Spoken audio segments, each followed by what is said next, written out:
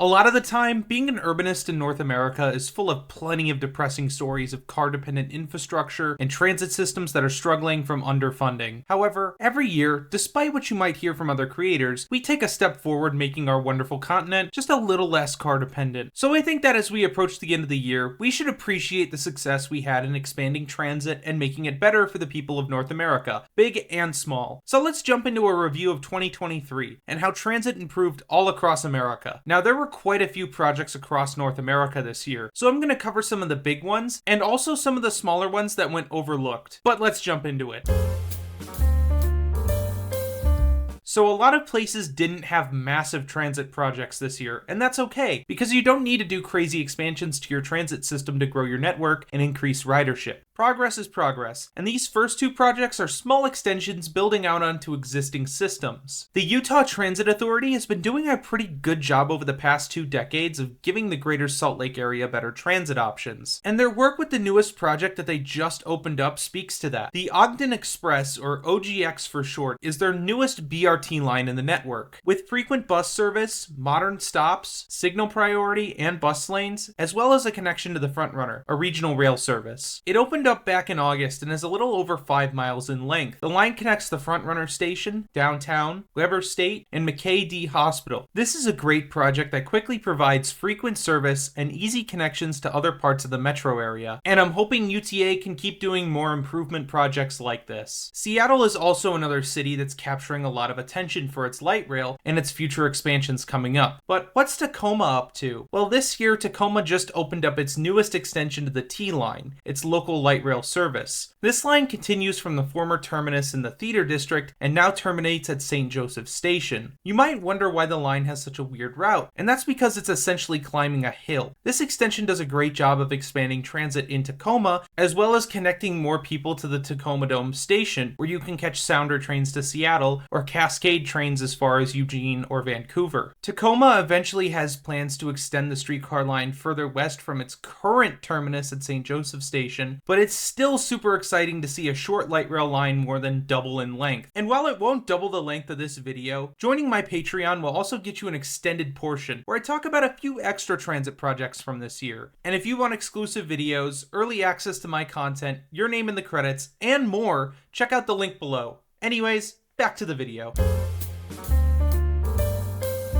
2023 was not only a year with many completed small projects, but was also a huge year for brand new metros. In fact, I would almost say it was the year of the automated light metro for North America, because we had 2 brand new automated metros built. Both of them actually opened up within a couple months of each other. The Resu Express Metropolitan in Montreal and the Skyline in Honolulu. Now, both of these systems are fully automated light metros with platform screen doors and many other modern amenities of modern metro lines. The REM is a pretty amazing complementary system to the existing Montreal Metro, while the Skyline is Honolulu's first true metro system. Now, both systems really just opened their first sections of the metro, and there will be extensions to both of these systems over the coming years. It will be really exciting to see how both of these cities' new transit lines improve their respective cities and transit around them. These are really exciting projects for North America, and yes, I am technically counting Hawaii as in North America. It is a US state, which is why I'm kind of including it in this. This project may not be as exciting as 2 brand new automated light metros, but we did just see the opening of a new light rail line in Edmonton. The Valley Metro Southeast line in Edmonton now connects an area that was previously underserved by transit with a light rail line. And it's still really nice to see a city like Edmonton building out onto their transit network. In fact, they have one of the oldest light rail networks on the continent. On top of this, they still have plans to further extend out Edmonton's light rail transit system, which is super exciting. But while building new transit lines are great, it's always good to improve on your existing metro networks. So let's discuss.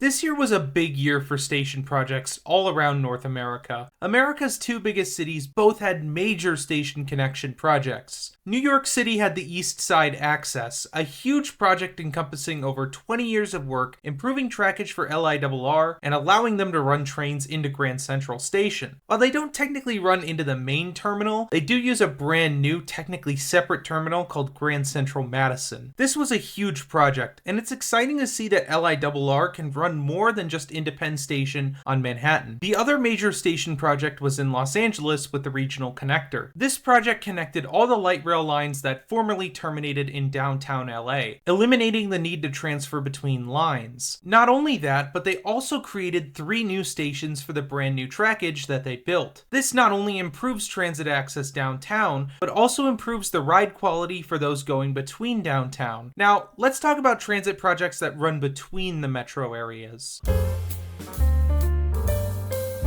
Private intercity rail has had a big year this year, especially in the southern half of the continent. Literally this month, we have seen the first part of the Tren Maya opening. This train is a higher speed line with a top speed of 99 miles per hour and will serve mostly tourists visiting the Yucatan. I know that they're looking at making it more affordable for locals, but we will have to see how that goes. But speaking of a higher priced, higher speed rail line, we also saw that Brightline service extended all the way to Orlando this year. With a top speed of 125 miles per hour, this service offers intercity rail on a high-demand intercity corridor between South Florida and Orlando. It's not exactly the most affordable way between the two cities, but compared to driving or flying, it's definitely cheaper than those two options. Hopefully, we can see some prices come down, but this rail project has been super exciting. Brightline also has plans to extend Brightline East all the way out from Orlando to Tampa, as well as creating Brightline West, which would be true high-speed rail between Las Vegas and Rancho Cucamonga in the Inland Empire. But more on that in a future video. This year was a big year for transit, with many different types of transit projects opening up throughout the year. Many people got to see some improvement to their local transit services. Not everything was perfect with transit this year, but improvements aren't always going to be perfect. But it was great to see some progress throughout the continent, everywhere from the prairie provinces to the Pacific Northwest, from the City of Angels to the Land of Gators to the Yucatan. We definitely saw an improvement, and we're also looking at the completion of many transit projects next year. Things are improving, the urbanist community is growing, and there's plenty to look forward to. I'm also super thankful for all of your support this year. This community is just incredible, and it's been an incredible year of making content. And yeah, this is actually kind of my 1-year anniversary of making content. I really started out making short form videos on TikTok and Instagram, and I kind of moved to making long form videos here on YouTube as well. I still make the short stuff if you guys want to check it out, but it's been an incredible year, and I can't wait to make more videos discussing city planning and urbanism for you all. And if you enjoyed this video, be sure to like, comment, and subscribe.